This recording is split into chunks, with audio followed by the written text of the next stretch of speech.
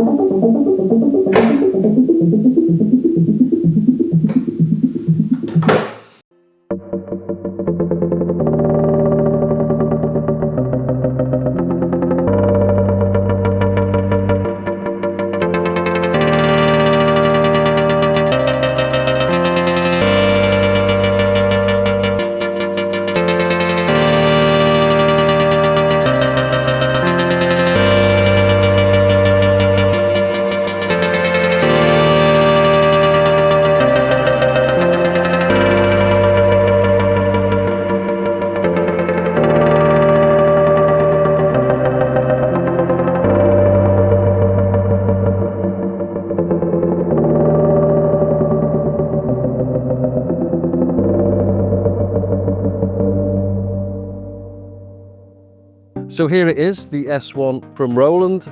It's basically an SH101 with 4 voices, but a few little additions here and there. You can hear we've got polyphonic sequence playing now. We hold this D motion.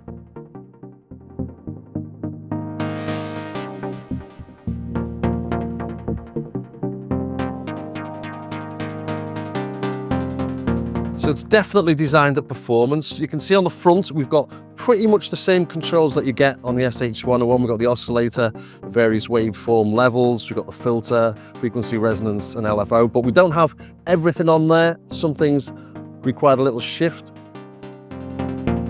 PWM depth, PWM source, sub-octave, type of sub-octave there. The envelope trigger, whether it's trigger or LFO. The amplifier, whether it's the envelope or the gate.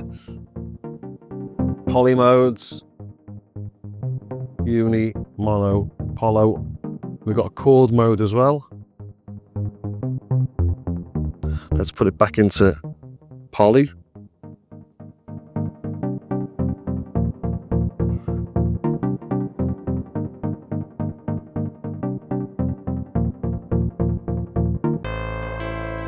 So you can hear it goes way beyond already what the SH101 can do.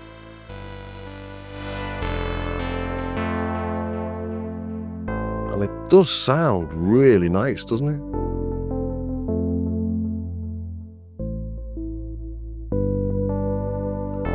So in this, I'm not going to go into every function that this has got, because there's other videos out there already demoing that, but I thought I'll put this together with the SH101, obviously.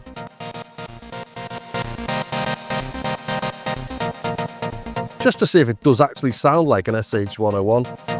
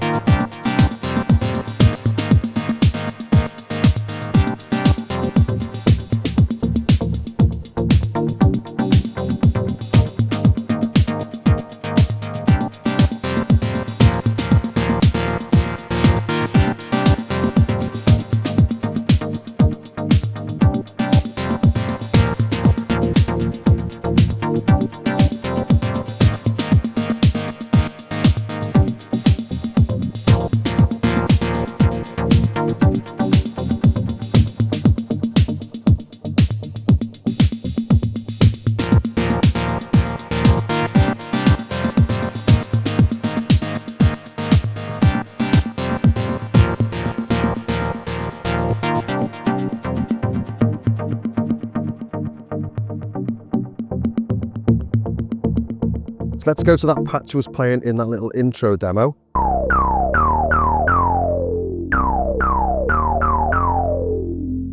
And it's a fairly complex tone. We've got all the oscillator shapes in there. Let's take these two down. We've got resonance, we've got frequency, we've got the envelope modulating the cutoff as well.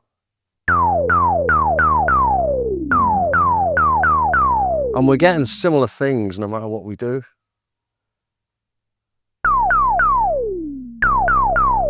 Let's take that resonance down for now.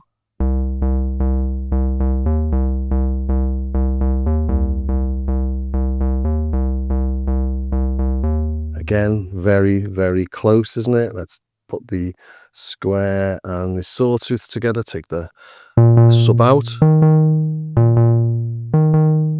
Bring the resonance back in again.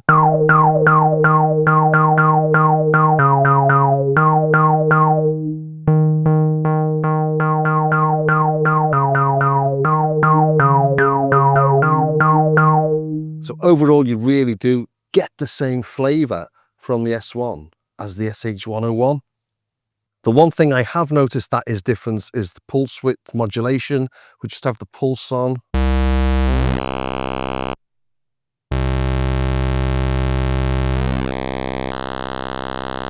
So we're getting a bit thinner off that. Not a lot of difference there, but when we introduce the LFO, so we'll go to PWM source, LFO. I don't know if the camera's picking any of this up because of the sunlight on it, but let's go to the PWM depth.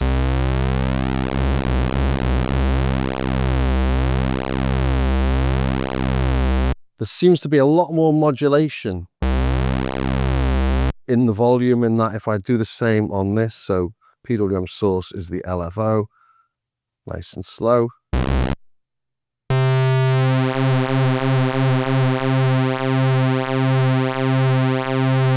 And I don't know if it's the oscilloscope just making it go at 50% the way it's picking up the waveforms, but if you look at that waveform, it's not actually modulating in amplitude as much as this is. Let's go up the octave.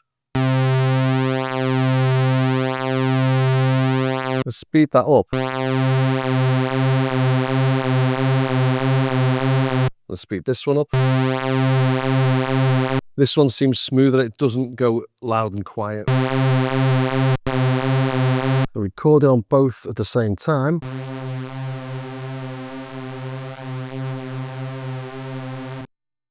You can see, just looking at those waveforms there, that the bottom one, which is the S1, does modulate in a different way to the top one. I know it's very geeky this, but from peak to trough, I'm getting much more modulation on the S1.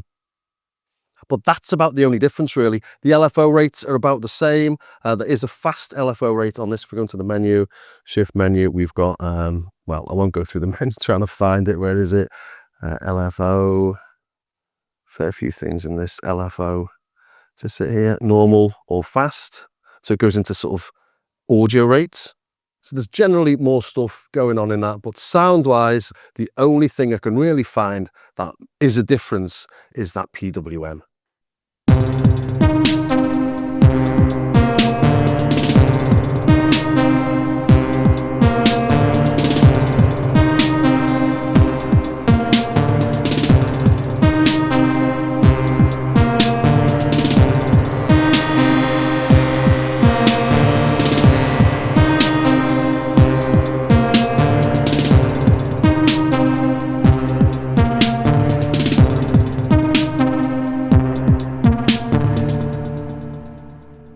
Another little trick this has got up its sleeve that the SH101 obviously doesn't have is this wave drawing and wave chopping. So there's a pulse if we go into shift and chop. So we've got the square there. Let's chop some bits out of it. Let's have a listen to that. There you go. A weirdly chopped square wave. Let's chop some more out of it and see what happens. And we can change the level of that choppedness. Is that the word you'd use? Enter. There we go. Enter. So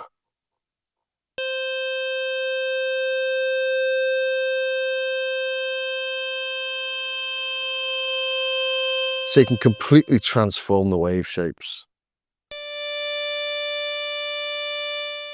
So go back into the chop. Square, we can do the same for the saw and the same for the sub, so we can chop different bits out. You can see where we've chopped, well, hopefully you can see the different lights there. The saw, the sub and the square, we've chopped different amounts out. And we can draw waves as well. If we go into shift and draw, we can go into the wave shape and then we can select different steps. We can have it stepped or sloped. We can select the different steps. So select step 5 and we can change the level of that. Step 8, change the level of that. Down to -100. So again, loads of little things to play with in there. That looks, again, completely different. So these are the sort of things we can do with that. It's a little bit Alpha Juno-esque, isn't it? The way it chops out the waves from the sawtooth.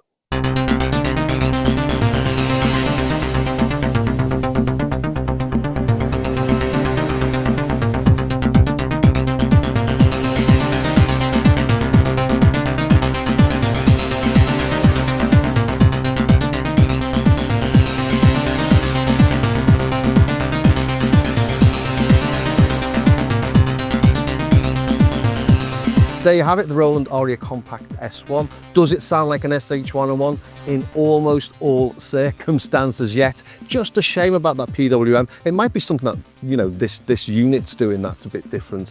But I think I noticed it on something else. But again, I'm always comparing it with this one. So it seems odd that Roland have got that a little bit off, because everything else is absolutely bang on. And for most sounds, or pretty much all the sounds, as you've heard while I've been playing around with this, the S1 really does hit the mark as far as being an SH101. But look at the size of it, you know, compared to the SH101, it's about 130 pounds, 140 pounds, something like that. You know, it's battery operated. You can see I've got no power source in there at the minute. It's polyphonic, it's got the delay, it's got the reverb, it's got the motion sensor. So it's a great little fun performance bit of kit. But what I wanted to really get across here was that although it's a great fun little bit of kit, it really does sound like the old vintage gear. So I hope you enjoyed that. I hope that was of some use to somebody somewhere. If it was, please do subscribe, ring the bell, join me over on Patreon. As you know, this channel is funded by my affiliate links, my YouTube ads, and my wonderful patrons, who for less than the price of a dodgy coffee a month get access to patches, samples, tutorials, and all sorts of other little goodies. Also, do take a look at my starskycard.com website. Again, patches, samples, there's free stuff, and there's little cheap bits as well. And as I always say, do pick up some of the cheap bits, although no one ever does. And I don't know why I keep on saying it. Anyway, thanks for staying to the very end. I really do hope you found that useful, and I will see you next time.